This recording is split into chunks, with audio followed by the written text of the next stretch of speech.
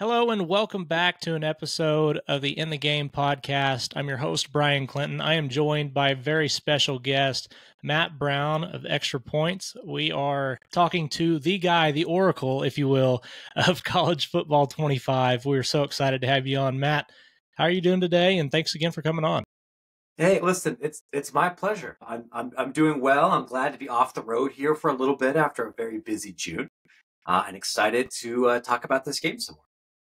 Well, and I know I'm excited about the game finally releasing here in just under a month. I know you're probably even more excited than I am for that matter. But we had some questions posed to us last week from a couple of fans on the site and over on the YouTube channel. And I just wanted to run a couple of things by you and see if you could maybe delve into a little bit of that. First, team builder, something a lot of people are talking about, wondering what it's going to look like.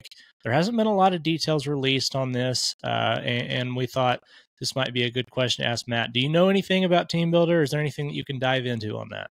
I wish that there was. What I can tell folks is when we were in Orlando, and this has been true for my side conversations that have not been approved by EA's comms teams that I've had with some of their developers, there are two things where almost no details have been shared. One of those is Team Builder. Other than that, I can confirm it exists. I've known it was going to exist for about 7 months. It's been discussed and showcased internally at EA, and their production team and their non-comms people have shared with me and a few other people that they believe that showcasing user-generated and community-generated content is important. So I would, and that is going to be PC based. So the team builder will not run in the PlayStation or Xbox. It would be similar to how it worked, I believe, in 2014, where it's a web app and you share the data that way. But as far as what it looks like and how it's different or similar to NCAA 14, unfortunately, I couldn't tell you. Okay. Yeah. And that's just something I think is just going to come along with time. And I'm sure people will be experts on it within hours of it releasing, just because of the anticipation for that. So we'll get to that when we do. Next question we had here was the deep dives. We've already had one for gameplay. We had a release for gameplay a few weeks ago. And then obviously we had the trailer itself. The next deep dive, when can we expect that, if you're able to release that information? And if at all, could you tell us what maybe could be in that next release? So I've had a few people at EA tell me that the next deep dive on the schedule is about game presentation. Presumably that's going to talk more about broadcast crews, about tradition, about broadcast format and game display, and a lot of the things that really make college football visual and thematically different from the NFL or from other games. Right? Some of the stuff I've reported on, some of the stuff other people have reported on, that is what I was told is in the next deep dive. The reason you didn't see one this week is because EA's team wanted to focus on Madden. Madden had their cover release recently. Madden had their first big deep dive. I believe a couple of days ago was when my embargo and talking about Madden and what I experienced while playing it, that ended, right? But I was told that the college ones, because that game's coming out in less than 30 days now, will be soon. And that there are a few other deep dives besides presentation. I know there's one specific about Dynasty. The last time I talked to somebody there, it's like 20,000 words, right? Like this gigantic document. Presumably there's going to be more about some of the online play features as well. I don't know the exact date. I've asked several times. I've tried to communicate, like, guys, tell me so I can help people set their expectations. I would just say soon, right? If you were to say, hey, next week seems like a reasonable assumption, I don't think that's an unreasonable assumption, but it is an assumption. Soon is what I was told. Like that. Yeah, that's exciting. I mean, any information, it's like slowly feeding an addiction for some of these people, just getting more and more information about this game. And I can really side with them on that because, I mean, the last 11 years, it's been a long 11 years. So a long 11 off seasons is probably the best way of putting it. So, all right, let's go into the next thing. the road to the college football playoff mode and road to glory, those are two things that maybe haven't had as much focus as Dynasty. Obviously, the Dynasty is the big ticket item for this game. But for those two game modes, can you tell us any more details or anything that may be floating around out there about those two game modes? Yeah, so I don't know exactly what else has been discussed for Road to the College Football Playoff, but that is the main online competitive mode that is based on current rosters rather than Ultimate Team, which is based on assembling your own rosters.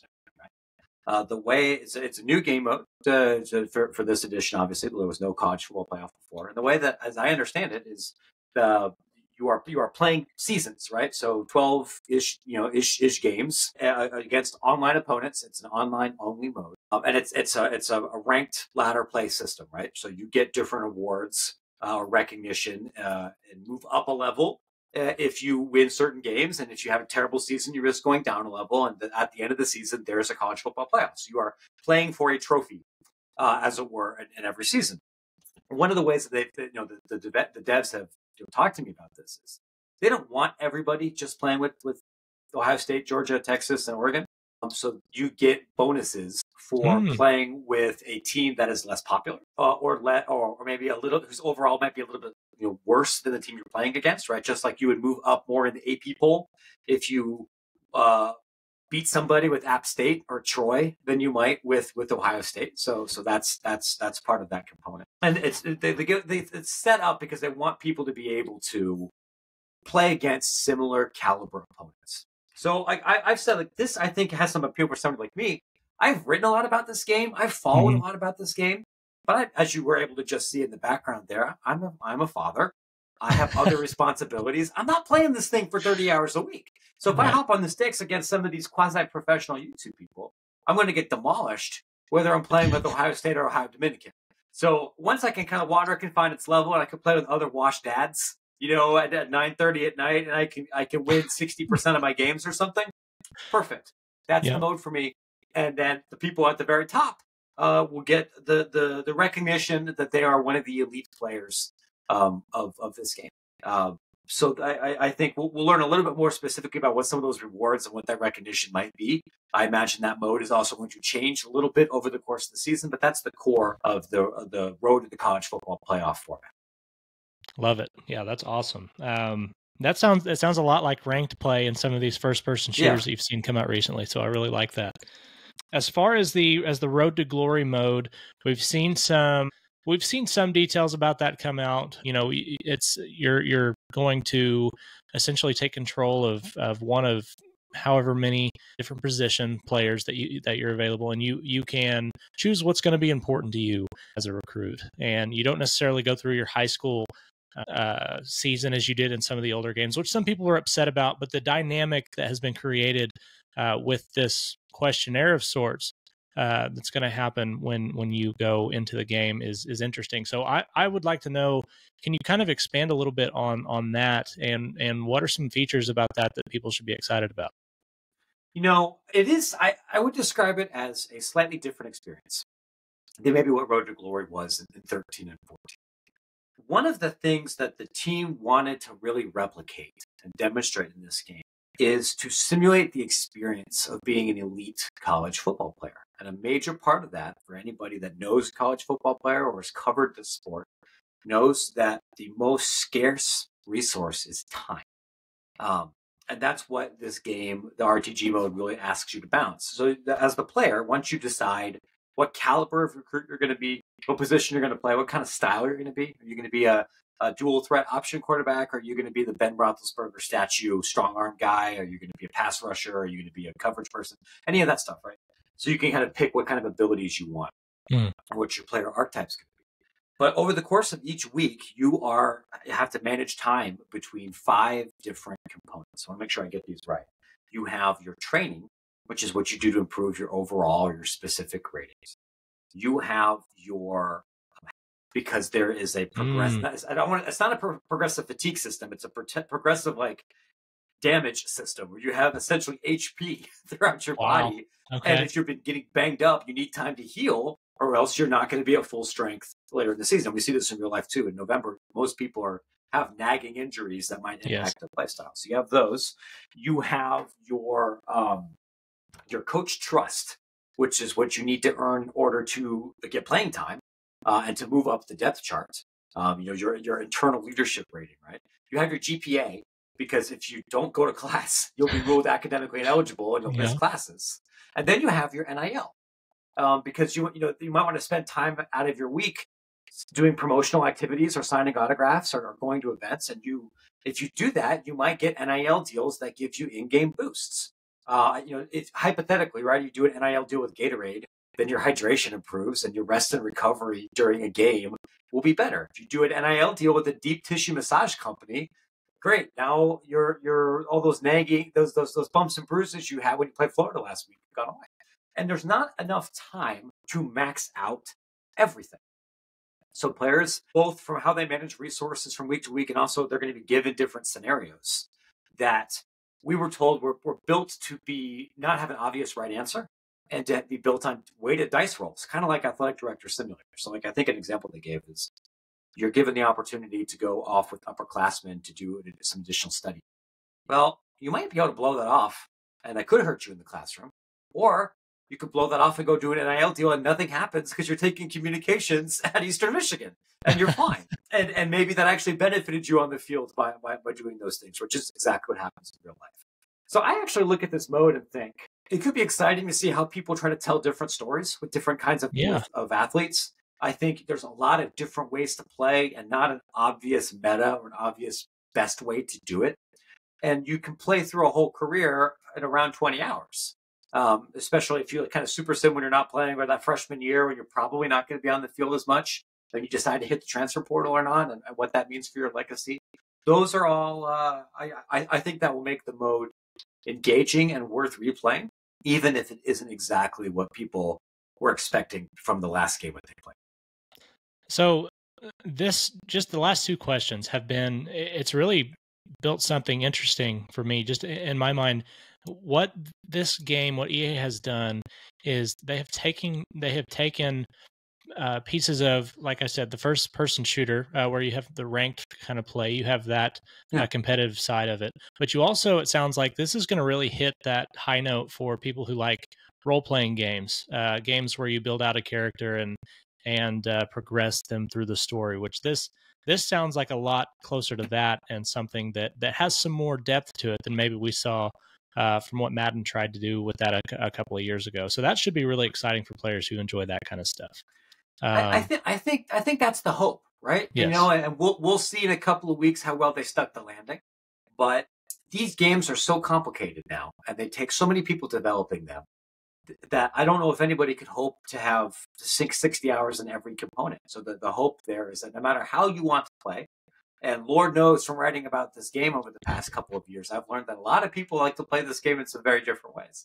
The hope is that there is something that's of interest, or multiple things of interest to everybody. Like for me, I'm probably going to play this game offline substantially more than I play online. Other people are going to feel different, and hope that between Ultimate Team and Road to the CFP, they get the experience that they're looking for.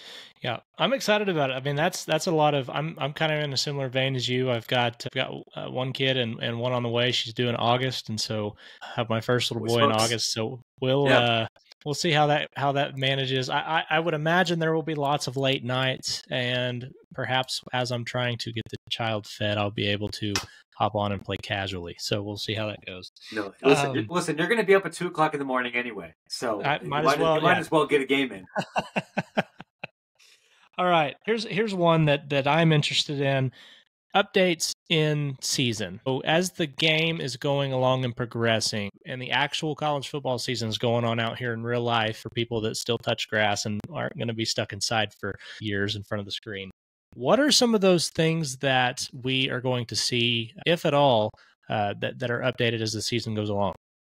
Yeah, and the exact specifics and exact cadence have not been shared with us yet, but people at EA, again, both in the Orlando presentation and in other conversations I've had, have reiterated that they view College Football 25 just like they do all of their other AAA sports titles, which is to say that they're live services rather than static releases. And what that means in context is that there's the capacity to update events and update content and update rosters, not just during the football season itself, but over the course of the 11th month life cycle of the product before next year, potentially beyond.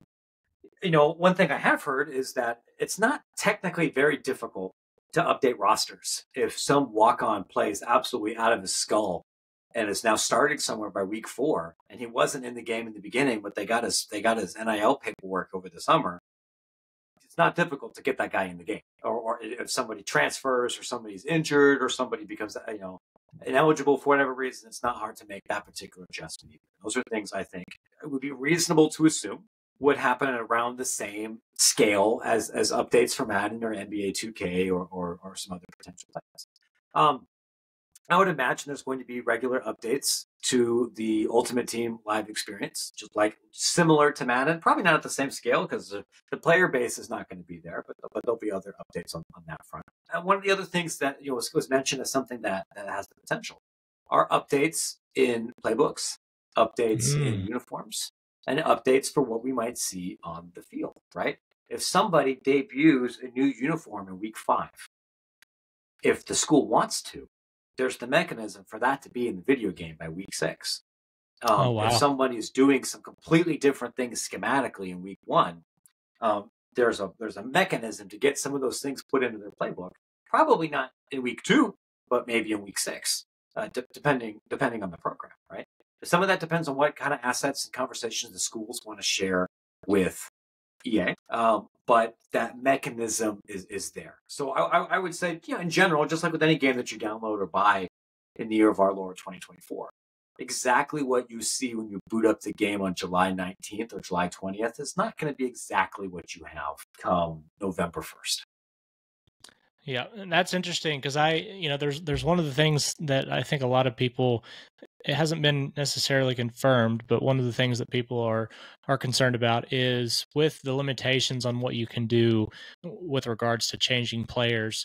Obviously, names and things like that, it's going to be tricky with the contracts and everything that's going on. But the ratings, not being able to change player ratings as you might have been able to in the past, is going to be something that you don't necessarily get to do as a user anymore. And so for those things to be updated throughout the season, if a certain player, like you said, is just going off, having that updated as the season goes along it'll be a welcome sight for a lot of fans. So I like to hear that. I had a couple of more here, and then I wanted to kind of just let you run with, you just released a newsletter that, obviously we've got a lot of people that like to read that, myself included. Really appreciate your work that you do at Extra Points. And why don't we just go ahead and dive into that? Some of the things that you were able to talk about today, maybe starting with the music aspect of things. What would you like to just share about that and about those features in this game? Yeah, I gotten a lot of questions about, hey, what's the music like during the menus? In many games, it's usually fight songs or marching band related, but we had one year, I think it was NCAA 06, and it was all college radio and like random alternative rock bands. And for Madden and FIFA, it's generally popular music. With the build that I played, we'll see if they make changes before release on this, but that was band music. It was a lot. There were a lot of drum cadences, a lot of DCI, Blue Devils percussion in the background. I don't actually remember many specific fight songs, but definitely, that drums and trumpets and trombones and bass drums and cymbals and all that stuff, that was what I was hearing as I was going through playing out menus. One of the tricky things is figuring out musical assets for every school.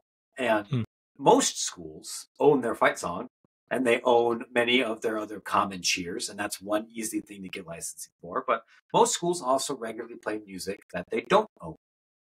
One of the tricky things is what happens when one of the things that they don't own is the fight song. And I was able to confirm, and it looks like Auburn decided to do that themselves earlier today, that War Eagle is which Auburn does not own, is what is in the game. There's a couple of SEC schools that don't own their fight songs for long and complicated reasons, like Rocky Top.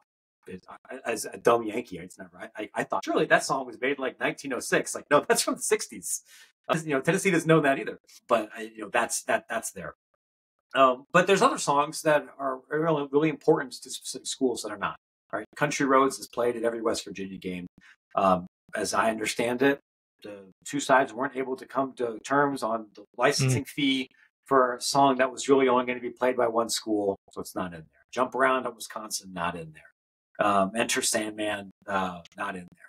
Those are things I could change moving forward, right? Like, and the licensing budget may be different from year to year, or maybe some entities are willing to ask for less than they did this time around. But I think broadly speaking, if there is a song that you have great attachment to that's only played by your school, and that your school is not the IP rights holder, in most cases, I think the answer is it's not going to be in this year's. Gotcha. Yeah, and that's going to be disappointing for some people, but again, that's the reality. This is a title that's coming back for the first time in 11 years. Sure, the expectations are high for sales, and they're really expecting it to do well. But at the end of the day, as has been reiterated, it's just not on the same level as Madden. It's just not, and that's the reality. And as you said, I wouldn't just throw out the possibility of it happening in the future for some of these songs. I mean, you never know. But it's something that people are gonna have to get used to. I do want to ask, with regard to Enter Sandman, I'm from Oklahoma, so the thing that I think of whenever I think of the Virginia Tech Hokies, outside of Frank Beamer or Michael Vick, is the entry, like that, the entrance for that game, playing to Enter Sandman, is incredible. Is there still some sort of entrance with the jumping going? Obviously, the song itself isn't in there, but is there any sort of likeness to that has made this like grand gesture, or this entrance that we see from Virginia Tech? Is there like a special thing there in the game, or is it just kind of skips to the kickoff? Okay. I didn't see it but that's just because I didn't play as Virginia Tech. Some of my colleagues have, and they said it's a generic rock song, but they still tried to replicate that experience. Well, that's good. I didn't get a chance to play with every school, so to the extent that it's possible to try and replicate some of these traditions just without the musical IP, with animations or something else, that's what they're trying to do. Were there any IPs? Were there any songs that you do know or are able to say that are in the game that are being used by multiple schools? I believe Zombie Nation is one of those. Okay. I believe Neck is one of those. We saw the sheet music for it. Awesome. There are a couple of other ones. There were 4 books of sheet music. We didn't see all of them. Oh, great. There's a few. I think Sandstorm might be one of them too. There's that would make sense. Yeah. Okay, cool. Yeah, I can't wait. I mean, just those will be little almost Easter egg kind of feeling when you hear one of those on. It'll be pretty awesome. All right, now as far as tech goes, you wrote a little bit about that as well, just with what this game is going to look like potentially going forward. What are some things about that you dropped in your newsletter over there? And don't feel free not to release all of it. We obviously want to get as many people over there reading along with me. So what are some things on tech that you want to talk about? Yeah, you're right. I do would like some people to read the newsletter, right? But absolutely, one thing I can share that they showed us with Madden, and I kind of talked to these people afterwards, but that some of this tech's used for college sports too, is what EA does to render uniforms as accurately as possible. What I kind of assumed is what like Under Armour or Nike or whoever would just send them like a PNG file of like, here's the assets, and you wrap that over whatever model, and there you go. And it's actually more sophisticated than that. For Madden, what they did is they said, we actually have a couple of these like mannequins in our office. Here's an offensive lineman build. Here's like a skinny coach. Here's a not so skinny coach. Here's the kicker. Here's the quarterback. Right? There's like 7 of these player models. And they physically put the uniform on the player. And then what they do is they use this kind of digital 3D scanner. It looks kind of like a gigantic asterisk with little cameras at the end of the lights. And what they said was, this is a tool that's extraordinarily expensive, and it's usually only used in the aeronautics and automotive manufacturing industries. Some defense companies use this. This is for airplane parts and car and truck parts and missiles. It's the only video game company that uses it, and they use that to scan all around the model. And they use this for uniforms, they use this for shoes. We got to see them do it with the shoe, where like the shoe's inside the foot of a mannequin, and it gets rendered in like 3 minutes. And then you can also see like the indentations of the leather on the shoe, and you could see how the shoe's going to look once it's been broken in, and you got grass stains on it. And you look at things like, oh my gosh, like that level of precision detail is crazy. But even more important, it shows that you can scale these kind of things quickly. Because that's one of the challenges for doing anything school specific in the college football game. You've got 133 schools. Yep. So what if you're doing things where everyone's going to be different, whether that's crowd animations or uniforms or shoes or mascots or other things or stadiums, you want to think about what you can standardize and what you can't standardize, what kind of processes you can standardize to allow updates to happen quickly. There's been a lot of technical innovation, a lot of financial investment, a lot of equipment upgrades in helping EA do this better. Whether it's with cameras, whether it's with motion capture technology, whether it's with building responsive AI systems for computers play calling, a lot of those things that you might not necessarily immediately see in the game, but it's like that the investment that was made last year will make that feature better in 25, 26, and 27. Awesome. Yeah, no, I saw just a little bit.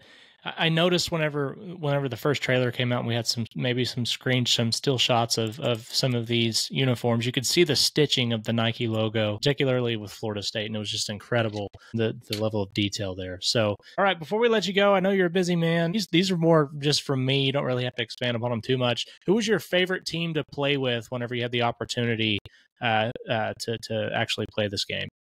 This was surprising. The team that I had the most success with was Tulane. But part of that was I was struggling a little bit to throw the ball vertically. I kind of figured out how to impose my will running the ball with a couple of more talented teams, but I was struggling a little bit with the new passing meter and with getting the appropriate amount of touch on the ball. I fired up. I had Toledo play at Tulane, and I was trying to open up my playbook and attack things vertically a little bit more, and saw some success. Tulane's uniforms are gorgeous. The new stadium looks great. There's a lot of different functionality there. I think that may be a popular hipster team this season. That's awesome. Yeah, we just got done, and this is another one I wanted to ask you. We just got done voting for the ultimate Dynasty team in college football 25 over on the channel. And the four teams that Joe and I worked to were Kennesaw State, Arkansas State, Western Kentucky, and Hawaii. Those were the last four. I think Kennesaw State's who actually won the fan vote. Who would you vote right now if I were to put you on the spot? Who is the ultimate Dynasty team from a perspective of they look good, not necessarily the highest prestige, but somebody that would be absolutely fun to play with? Tulane might be that answer for you, it sounds like, but if there was somebody else, who would it be? I mean, from who I played so far, I think Tulane would be up there. I often find myself spending time with Hawaii, Wyoming, ECU, places where I either have personal connections to or they're just very unique in college sports. I have talked to people in the industry, both at EA and I actually talked to some folks at Kennesaw specifically about this. Kennesaw thinks they're going to be the meme team this year, or they could be the meme team this year, Love right? that. The team didn't exist 10 years ago. You're just outside of Atlanta. You've got this really small, kind of funny looking stadium. You have a weird pistol playbook that has a lot of option principles in it. The team's probably going to be pretty bad the first year, but could rebound very quickly. I think there's going to be a lot of people who don't know anything about Kennesaw State, don't know Kennesaw from Kentucky, but are going to be introduced to that program through this game. And the school, I think, has an interesting challenge now about how they want to introduce themselves to people in real life. Kind of like Idaho ended up doing when they realized that all of the internet was playing with them so they could get in the Kibby Dome.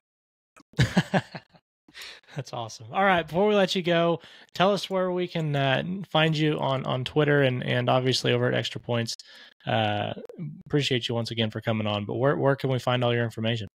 Of course, you can find the newsletter, which is where I write everything, not just about video games, but about the business and policy behind the college athletics industry.